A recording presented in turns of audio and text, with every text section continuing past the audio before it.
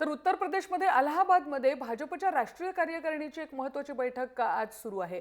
निवडणुका होणार आहेत विधानसभेच्या आणि त्या पार्श्वभूमीवर ही महत्त्वाची बैठक होत असल्याचं समजतंय। या बैठकीत कोणतेही मोठे निर्णय किंवा प्रस्ताव मंजूर होणार नाहीत अशी ही माहिती आपल्याला मिळतेय।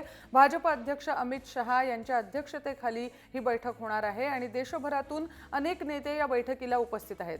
मुख्यमंत्री देवेंद्र फडणवीसही या बैठकीसाठी अलाहाबादमध्ये पोहोचले आहेत।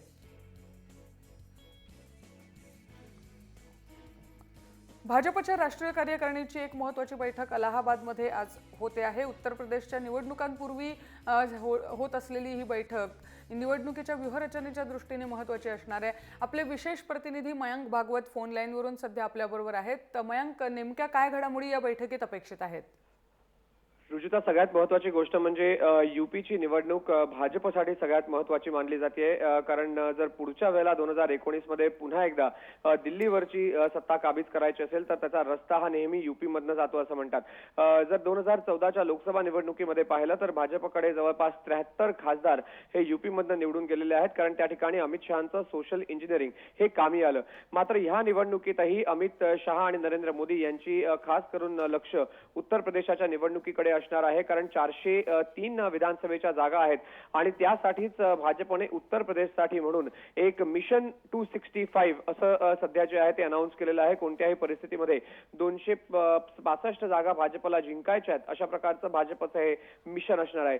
मात्र त्यासाठी सुरुवात कशी करायची, तर ही राष्ट्रीय कार्यकारिणी भाजपची यापासून ह्याची सुरुवात झालेली आहे। आजपासून आपण असं म्हणू शकतो की उत्तर प्रदेशच्या निवडणुकांमध्ये भाजपने अधिकृतरित्या आता कॅम्पेनिंगला सुरुवात केलेली आहे।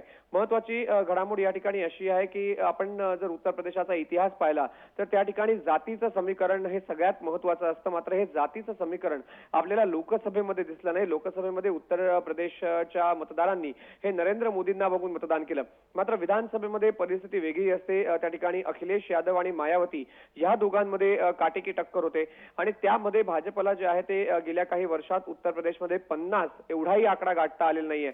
त्यामुळे भाजपचा हा संपूर्ण जोर आता उत्तर प्रदेशाच्याच निवडणुकीवरती आहे आणि म्हणूनच भाजपची राष्ट्रीय कार्यकारिणी यावेळी अलाहाबादमध्ये म्हणजे उत्तर प्रदेशात होते।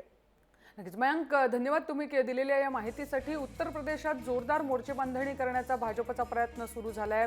विधानसभेच्या निवडणुकीच्या पार्श्वभूमीवर राष्ट्रीय कार्यकारिणीची बैठक अलाहाबादमध्ये आज होते आहे। महाराष्ट्राकडून मुख्यमंत्री देवेंद्र फडणवीसही या बैठकीला सहभागी होण्यासाठी अलाहाबादला गेले आहेत।